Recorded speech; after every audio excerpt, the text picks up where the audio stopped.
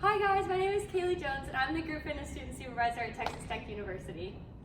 For today's workout, we're doing a fusion of bar and Pilates and it's entitled Keeping Your Workouts on Par. I hope you guys enjoy. It's going to be a 10-minute lecture on programming and how everything is set up and then a 45-minute class.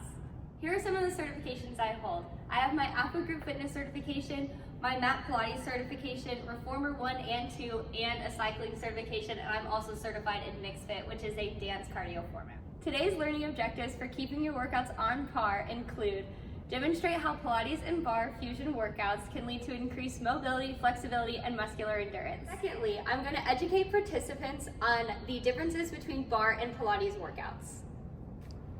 And lastly, I'm going to provide programming and outlines for participants to build their own on-par workout. For our on-par workout today, the outline is going to be as follows. We're going to start with a warm-up that includes both a Pilates series inspired by Joseph Pilates. All my Pilates moves are going to follow him and his foundations that he set up. And then we'll also have a bar warm-up, which includes a plank series with 3 different moves repeated 3 rounds. And then for each muscle group we work, which includes the arms, solely focusing on shoulders and back, the inner thighs, the quads, and your core. We're also gonna have a glute series, and we're gonna do a bar series and a Pilates series for each muscle group. So that's how class is gonna be outlined, and then we're gonna do a traditional Pilates cool down. For today's class, the equipment I'm gonna be using is weights, traditionally 3 to 5 pounds, but participants can go lighter or heavier depending on how strong they feel. I'm also going to be using gliders, a Pilates ball, and then optional band to increase resistance or to add modifications if they don't want to use weights. However, if SMU doesn't have any of this equipment or is limited and only can provide some of it, I can provide modifications to create the same workout with the same effectiveness, either just using body weight or using different equipment. Hi guys, welcome to my mini on-par workout. So the equipment that we're going to be using today is the Pilates ball, and this really helps me with support for my spine, and anyone who's recovering from a back injury or just wants that extra support can use this for any sort of ab workout we do, or it can add more resistance and challenge and balance for our bridge series. Then we're going to have our weights, so anywhere from 3 to 5 pounds. This is going to be used for our arms. And as an addition, during our lunge series, if you want to add some more shoulder work. And then the last thing we have is a singular glider. This is going to be used during our bar lunge series when we go into VIT, which is vertical integrated training. To start the workout, we're going to begin with a warm-up. So how I'm going to begin this warm-up is a traditional bar exercise with knees to chest. So we're going to be doing about 10 reps of these. We want to make sure that our core is engaged. This is good for bringing that heart rate up a little bit. We want to make sure that we're not arching forward as our knees are coming to chest, but we're keeping our spine neutral and straight for 3, 2, and 1. Now we're going to come onto the mat and do a more traditional Pilates warm-up. So you're going to have your feet about hip-width distance apart and lay back. I'll start to encourage my participants to inhale and exhale. So we're going to inhale through our nose and exhale through our mouth, and you're going to feel your stomach inflate as you inhale and come down as you exhale. I'm going to have them rock their spine back and forth until they find their neutral spine, which is a principle set forth by Joseph Pilates on how to have the most effective core workout, is maintaining the neutral spine throughout all of class. One thing that I'll really hinge them is they want to make sure that their ribs don't splay open. We want them to come down because that really engages the abdominals in the most effective manner. Next for warm-up, to end this mini class, we're going to do the Pilates 100. So I'll have them float their head, tuck their chin, and have their gaze in between their inner thighs, and then they'll pump their arms and we'll count. Inhale 2, 3, 4, exhale 2, 3, 4. Inhale 2, 3, 4. Exhale 2, 3, 4, all the way to 100. To demonstrate how I'm going to include both bar and Pilates series into this fusion workout, I'm going to show you guys an example of working the quads in a bar manner. So we're going to take the glider under one of our feet. You want it to be the inside leg and then the outside leg is parallel. You're going to bring your hand to the bar, and I'll have participants come back into a lunge in a full range of motion and then back up. So this is the first step of VIT. the vertical integrated training that I was mentioning earlier. This is the full range of motion. And then after 8 to 10 reps, they're gonna bring it down, halfway up and down. So this is the second step of that VIT, which is a foundational principle of any bar leg workout. And then after we go halfway up and down, we're gonna pulse for about 8 reps.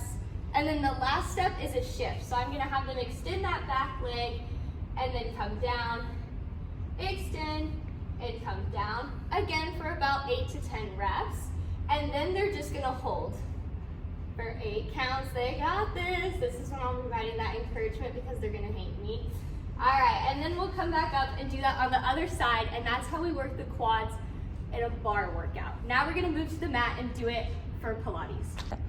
To demonstrate how I'll work the quads for the Pilates portion of this workout, I'm gonna have my participants bring their knees fist-width distance apart, and their heels are gonna be resting on their butts. So we don't want their heels to come out like this because this can tense your hip flexors. We want them right under their butt. Their feet are pointed. We don't want them to try and like grip the floor.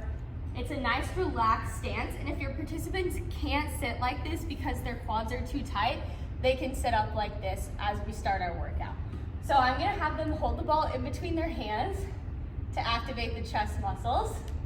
And they're gonna come down and hover the butt over their heels and then come up. So this works those quads very effectively. It actually loads them more than a 150-pound squat, which I think is something that participants don't usually know, but then when I tell them they feel really powerful, they're like, yes, I'm doing amazing. And so we're gonna do this for about 1 minute, and then I'll have them hold it low and hover, and they can squeeze the ball if they want to. Sometimes I like to tell them that to give them a distraction because it helps take the focus off the burn that they're feeling. And then we're gonna come up and they're gonna lean back, hinging from their knees. So it'll be a straight diagonal line from their head to their knee, coming back and up.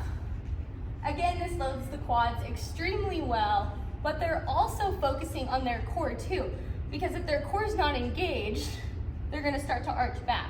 So this works both the quads and the core, which you see in almost any Pilates move. It's always working one muscle and the core.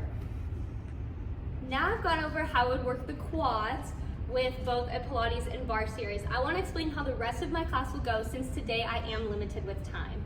For each muscle group, the arms, solely focusing on the shoulders and the back. For the inner thighs, for the glutes, and for the core, I will be doing that same thing where I have a bar series and then a Pilates series. That way participants can effectively work both and see the differences between Pilates and bar, while also knowing that it can bring an extra excitement and an extra and meaningful burn to the class. For an example of how the cool down in my class will go, I'm going to show you a traditional Pilates cool down, which includes dynamic stretching. So we're going to start in a standing position. I'll have participants hug their knee to their chest. If they can't do that balance, then they can extend their leg forward and hinge back. So I'll have 2 different options that they can start with. They're gonna hold this in and then step forward into a lunge and sweep the outside arm open and then come back in and up. And then I'll have them turn around and do the other side, down, sweep, and then come together. I'm gonna show you the full modified version. So they would hinge back, come up, and then they can come down onto their knees, step into a lunge, and then sweep open and come together. So I would explain both in class and show them both fully and then have the participants go through it. It's a cool down, so it can be slower. I can take more time to demonstrate everything, walk around, make sure no one is hurting themselves or any injuries. Thank you so much for watching my TexFit application. I really hope I get selected. I love fitness, and Pilates and bar are my 2 favorite formats that I've ever taught. I did bar since I was in high school. I've loved every single minute of it, and I can't wait to bring both Pilates and bar together in this fusion class. This is PAR. I can't wait to hear from you.